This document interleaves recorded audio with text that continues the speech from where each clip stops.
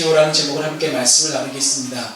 이 말씀을 함께 나누면서 저와 여러분의 삶 가운데 또한 영적인 신념 가운데 온전히 영적으로 하나님께 민감할 수 있는 그런 민감함이 생겨나지기를 축복합니다.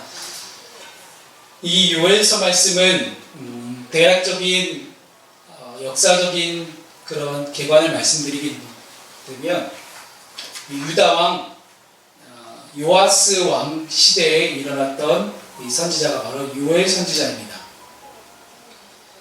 그 당시 요엘은 유다의 여왕이었던 아달랴라는 이 여왕이 폭정을 일삼습니다. 그때 대제사장이었던 여호야다라는 사람을 중심으로 요아스 왕이 반란을 일으키고 이 아달랴의 폭정을 끝냅니다. 이 요아스 왕 시대 처음에는 굉장히 이 유다 나라가 평안했습니다.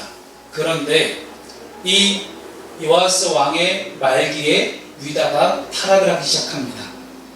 이 마지막 때에 타락하는 이 시대에 요엘 선지자는 분명하게 선포합니다. 하나님의 심판이 있을 것이다. 그리고 그 후에는 또 하나님의 구원이 뒤따를 것이다.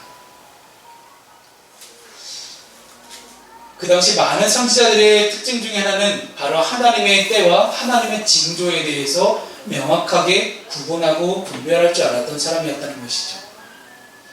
여러분, 우리 하나님께서는 저와 여러분에게 끊임없이 수많은 때와 징조를 우리에게 말씀하십니다.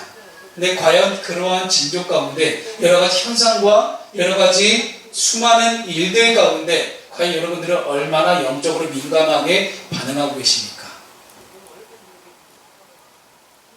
하나님은 끊임없이 우리에게 말씀하고자 하십니다. 그 하나님의 말씀하심에 귀를 기울이며 나아가시는 저와 여러분 되기를 소망합니다.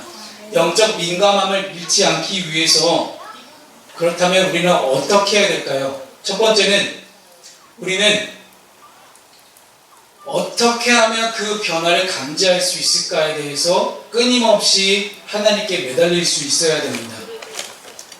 오늘 요엘 선지자는 하나님의 크고 두려운 이런 일들 가운데 어떻게 변화를 감지할 수 있었을까요? 바로 자신의 주변에 일어나고 있는 수많은 징조들에 대해서 그는 계속해서 영적으로 지켜보는 그런 인생을 살아갔습니다.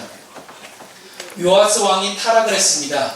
이 요아스 왕의 타락으로 인하여 유다 시대에 메뚜기 재앙이 임합니다. 여러분, 이 메뚜기 재앙은 얼마나 공포스러운지 이 메뚜기들이 밭에 있는 곡식들이 다 갉아먹고 지나갑니다.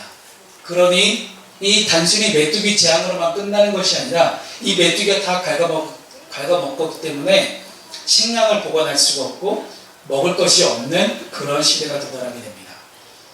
그렇다는 것은 곧 온 나라 전체에 먹을 것이 없고 곡식값은 엄청 뛰게 되고요. 곡식을 사 먹을 돈이 없는 일반 평민들은 굶어 죽게 됩니다. 물론 기득권 세력, 즉 왕과 귀족들은 전혀 걱정할 것이 없습니다.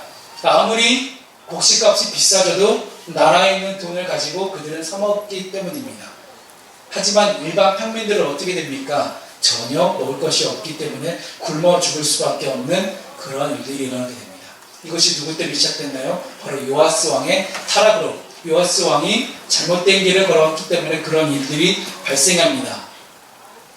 이런 징조의 메뚜기 재앙이 임하는 이 징조를 보면서 어떤 이들은 그저 왕 때문에 이런 일이 있을 것이다, 혹은 무엇 때문에 이런 일이 있을까 모르는 사람들도 있을 것입니다. 하지만 이 요엘 선지자는 이 재앙 속에서 하나님의 경고를 감지하고 예언을 시작합니다.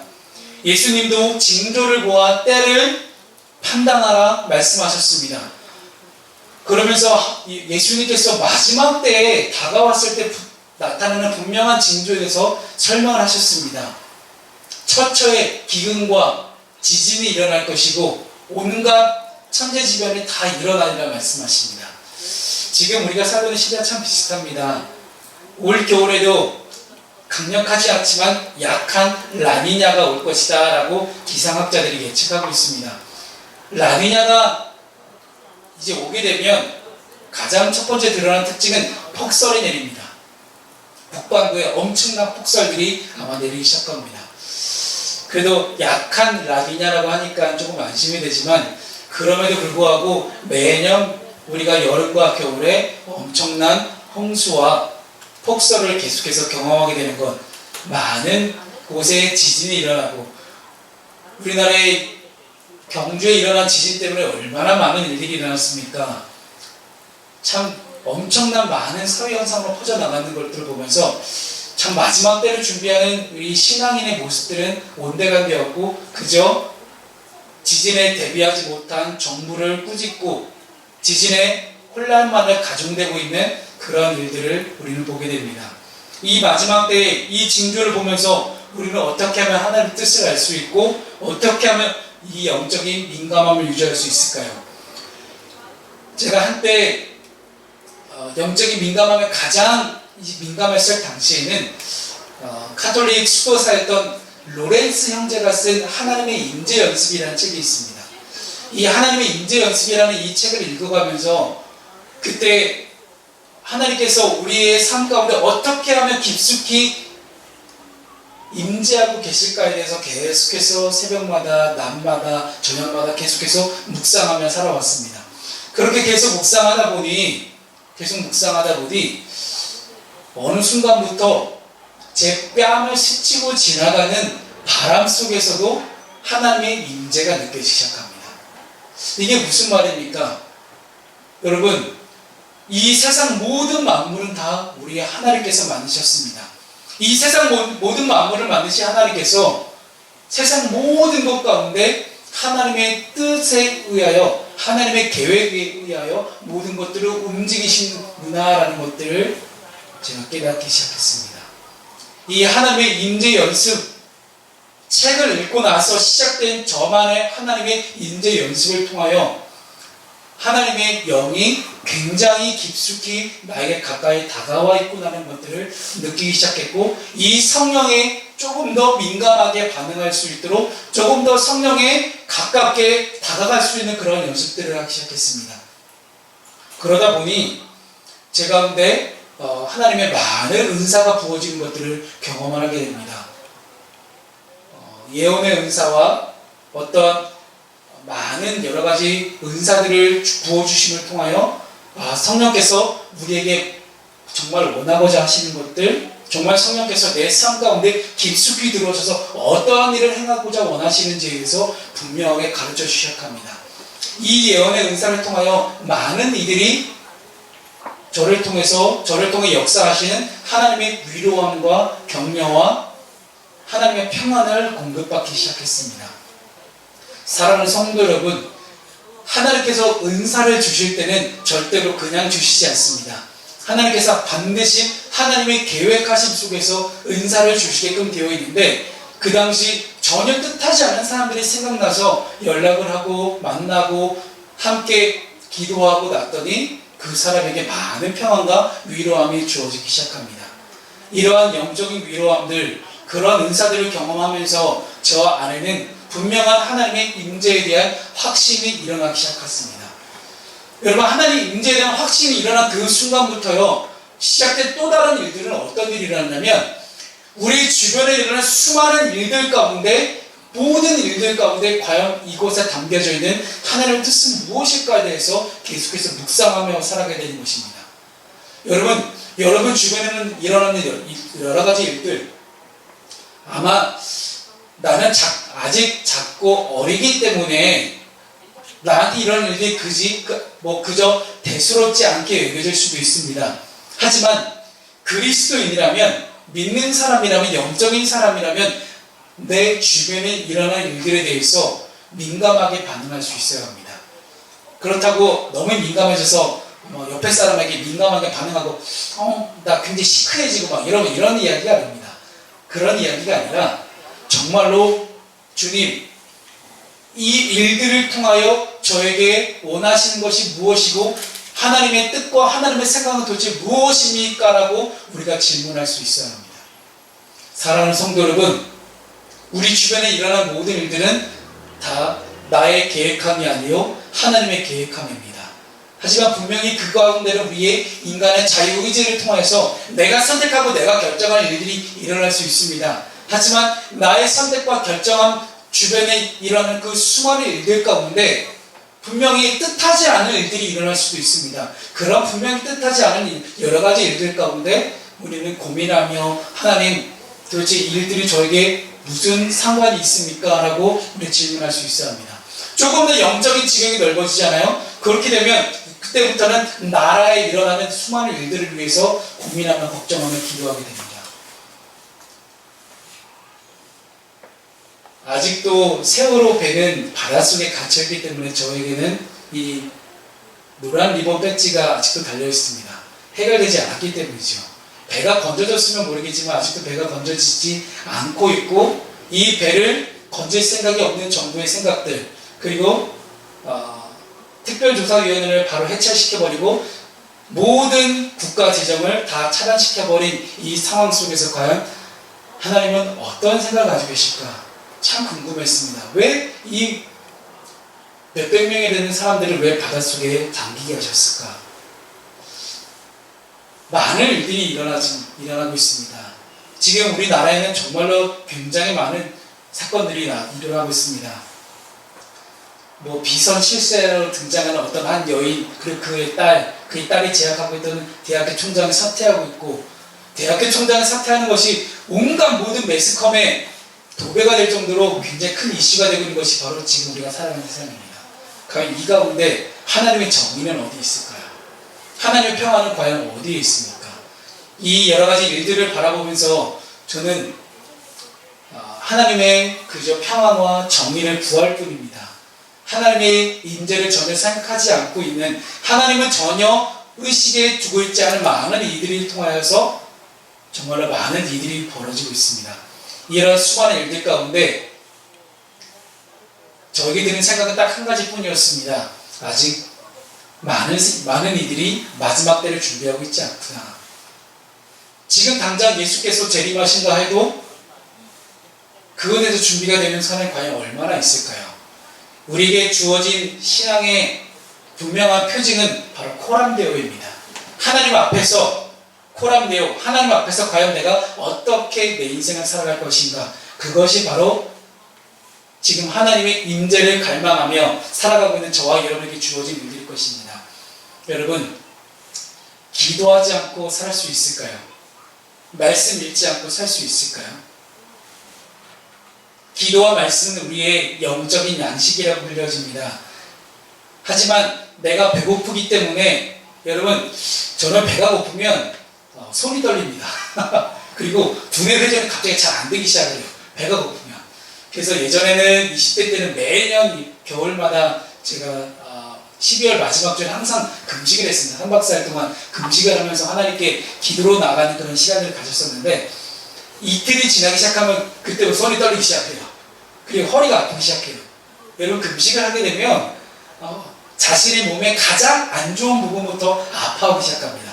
저는 예전에 허리가 아파서 허리 이제 계속 치료를 받았던 이제 경험이 있었기 때문에 제일 처음 아픈 곳이 바로 허리부터 아프기 시작하는 거예요. 그런데 금식을 하면서 그렇게 열심히 하나님께 매달릴 수밖에 없었던 이유는 무엇입니까? 영적으로 계속해서 육적인 양식이 아니라 영적인 양식을 공급하면서 내 안에 분명히 영적인 배고픔 속에서 일어나는 여러 가지 다른 것들을 방지하고 영적인 풍부함 속에서 하나님께 가까이 나아갈 수 있는 그런 작업들을 했던 것입니다. 저는 매년 그렇게 금식 기도를 해왔기 때문에 어느 당 대표였던 사람이 금식한다고 누워있길래 너무 웃겼습니다. 2, 3일 만에 저렇게 될 수가 없는데 저 사람 왜 저럴까?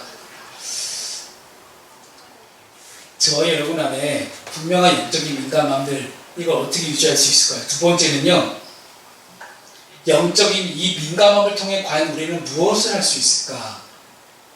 이 요엘 선지자는 오늘 본문 말씀을 통해서 했던 분명한 일들이 있습니다. 바로 회개를 촉구했습니다. 분명히 심판은 일어납니다. 유다 나라 가운데 분명한 엄청난 심판이 다가옵니다. 지금까지는요, 어떤 심판이 일어나 메뚜기, 느치, 황충, 팥중이 이런 곤충들로 인하여서 여러 가지 많은 심판들이 일어났지만 이 심판과는 전혀 비교할 수 없는 심판이 유다 땅에 임할 것이라는 것을 분명히 요엘 선지자는 알고 있었던 것입니다. 이것은 전조에 불과하구나. 그런데요, 정말 아이러니한 사실은 이 요엘 선지자가 활동하던 이 요아스 왕 시대에는요, 전혀 외침이 없었습니다. 우리 대한민국이라는 이 한반도도 굉장히 외침이 많았던 그런 땅이긴 했지만 이스라엘도 굉장히 많은 전쟁을 치렀습니다.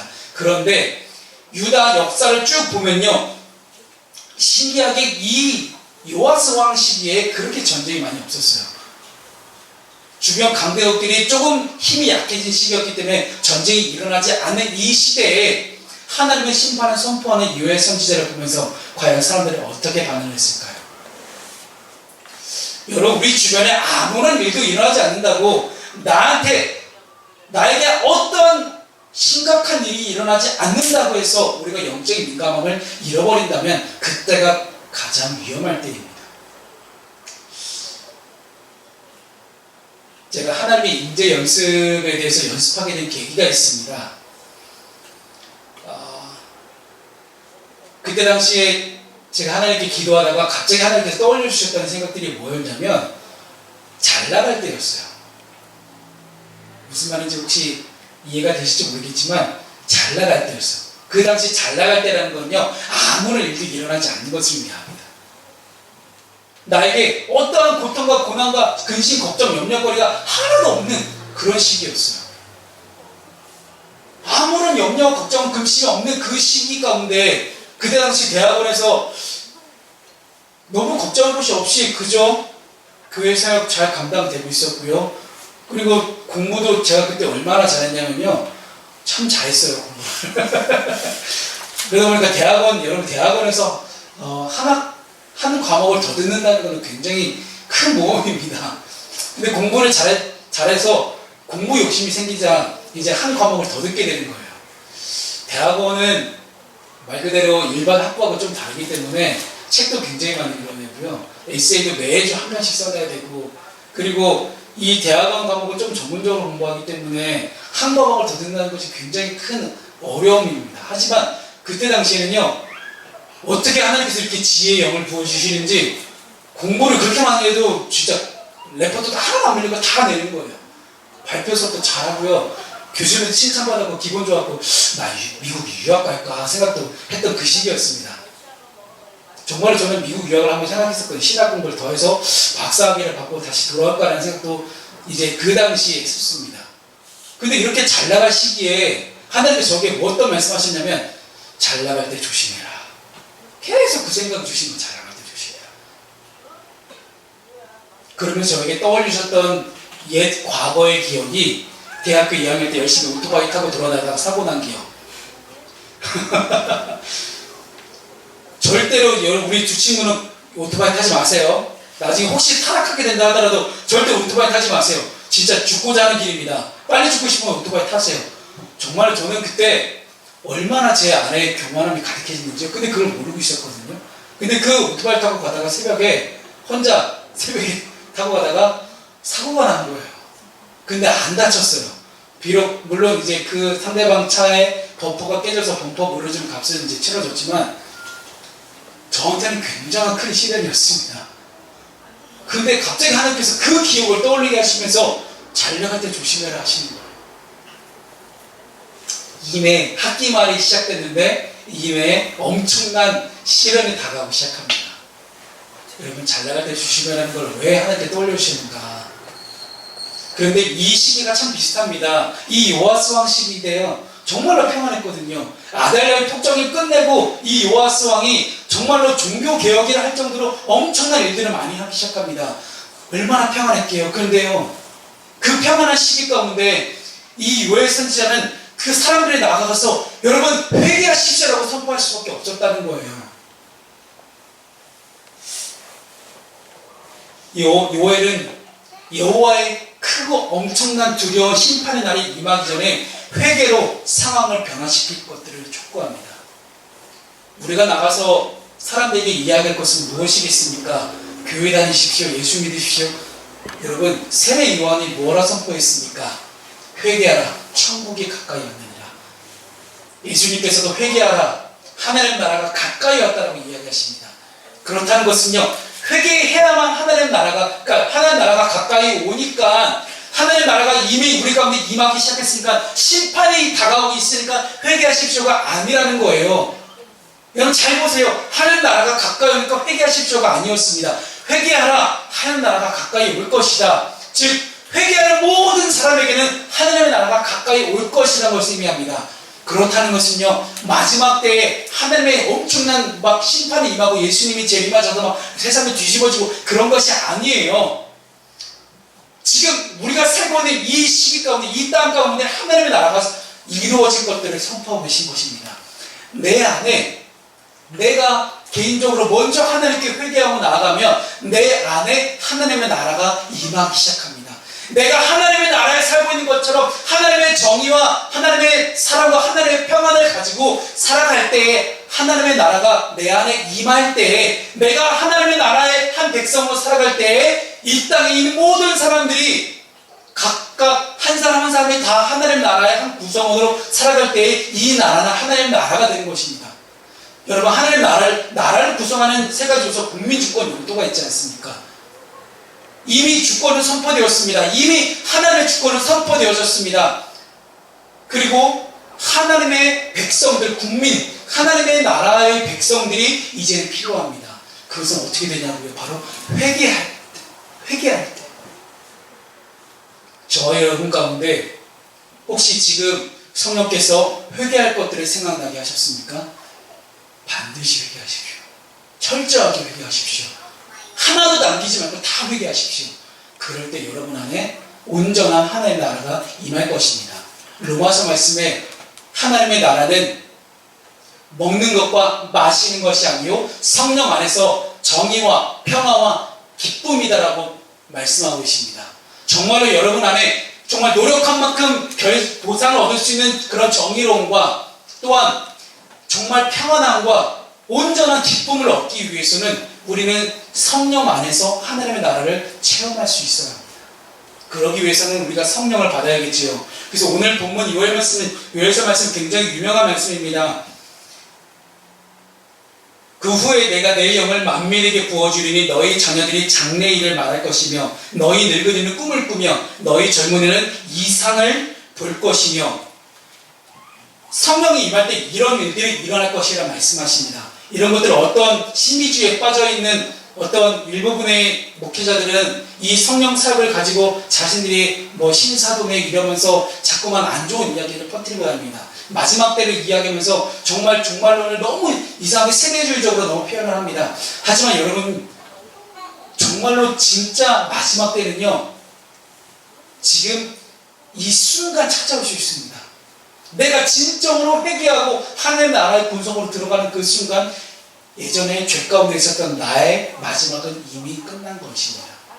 마지막 다가올 심판을 두려워하지 않고 지금 이 순간 내가 하나님 나라의 구성으로 살아가는 것, 그러기 위해서는 저 여러분 가운데 성령께서 임재하시기를 축원합니다. 성령께서 어떻게 구워주시나요? 그저 구하는 자에게 다 주신다고 말씀하지 않으십니까? 바라기는 저와 여러분이 온전한 기도함으로 온전히 말씀을 읽는 것 가운데 성령의 임재를 체험하시고 성령의 임재함을 통하여 우리 젊은이들은 장래일을 말할 것이고 우리 늙은이는 꿈을 꾸며 젊은이는 이상들을 보게 되는 그런 놀라운 역사가 일어나기 소망합니다. 여러분, 이 요아스 왕 시기가 아무런 외침이 없는 그런 평안한 시기였지만 그 당시에도 지금과 똑같이 여전히 일할 곳이 없고 젊은이들은 자기가 일한 만큼 보상을 받지 못하는 그런 부정의한 그런 시기였습니다. 지금 우리가 참 젊은이들이 비전이 없는 시대를 살아간다고 이야기를 합니다. 하지만요, 진짜 비전이라는 것은 내가 꿈꾸는 비전이 아닙니다. 진짜 비전은 하나님 나라의 비전을 깨닫는 것입니다. 하나님의 비전을 깨닫고 하나님께서 나에게 무엇을 바라보기를 원하시는지 그것들을 깨닫게 된다면 그것이 진짜 비전인 것입니다. 마지막 때 내가 은퇴했으니 나는 이제 아까 우연히 제가 밖에서 오늘 예배를 들어오면서 우리 정용 목사님 만나서 이제 들어오면서 조심스럽게 여쭤보죠. 정 목사님, 우리 연세가 아직 70이 안 넘으셨죠? 우리 74입니다. 그때 저랑 뒤에 따라붙던 김민치 형님이 둘 다 깜짝 놀란 거예요. 전혀 그렇게 안 보이시는데 제가 볼 때는 우리 정 집사님은 비전이 있는 분이라 가능한 것입니다.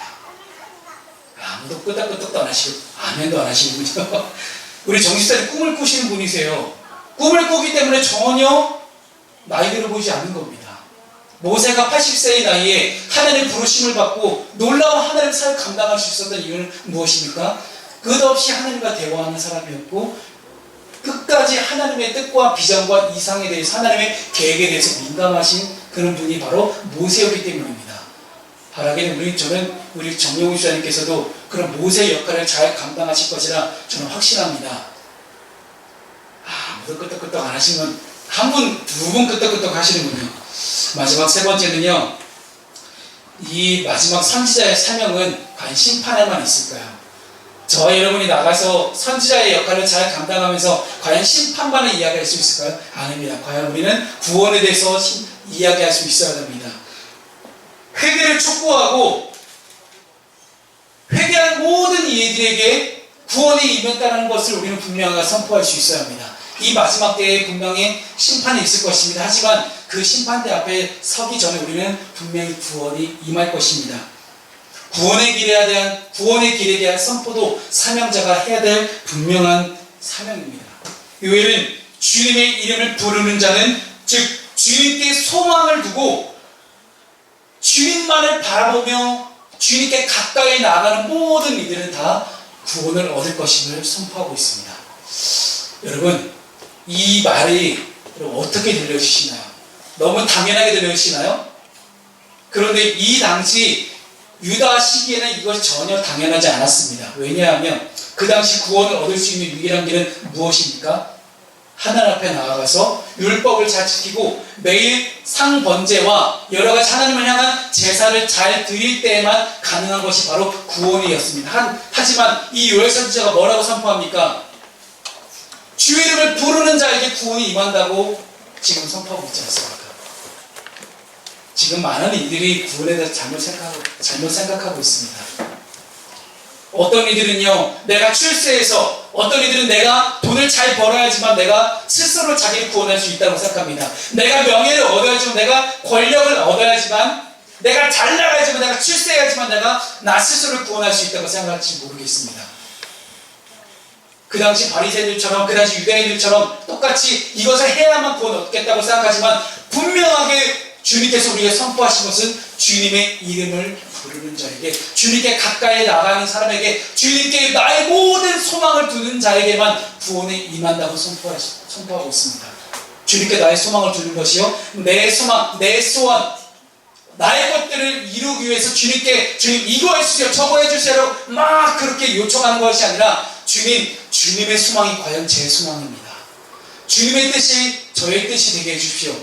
우리가 날마다 주기도문 하지 않습니까? 하나님의 뜻이 우리 땅 가운데 펼쳐지기 위해서는 그 도구로, 그 통로로 우리가 사용될 수 있어야 합니다. 말씀을 마치겠습니다. 선지자 그리고 우리 성도들의 마지막 선포는 항상 구원입니다. 저희 여러분 가운데 진정한 구원은 하나님의 나라의 일원으로 살아가는 것입니다. 하나님의 나라는 어떻게 이루어집니까? 저 여러분 안에 주님의 이름을 부르고 구원을 얻고 성령과 함께 동행하고 성령의 임재에 민감하게 살아갈 때에 그런 일들이 일어나게 됩니다. 그럴 때는요, 오늘 말씀처럼 어떤 일이 생겨납니까? 자녀들이 장래의 일을 말할 것이고요. 자녀들이 자신의 장래의 일을 어떻게 말할 수 있습니까? 하나님께서 하나님의 계획을 우리 자녀들에게 부어주시기 때문입니다. 우리 늙은이들 꿈을 꾸게 됩니다. 아, 마지막이구나, 이제 내 인생도 끝으로 가고 있구나가 아니라 아, 이제 시작이구나, 하나님께서 나에게 이런 새로운 꿈을 부어주시는 것을 느끼게 됩니다. 젊은이들은 이상을 보게 됩니다. 이 이상이란 단순히 허황된 것이 아니라 분명하게 하나님께서 밝히 보여주는 것들을 보게 된다는 것입니다. 앞을 보지 못하는 그런 암울한 시대를 살아가고 있는 이 젊은이들에게 다시 한번 하나님의 뜻이 강하게 역사하게 되시면 하나님께서 보여주시는 것들이 밝히 보여지게 되는 그런 역사가 일어나게 될 줄로 믿으시기 바랍니다. 기도하겠습니다. 주님,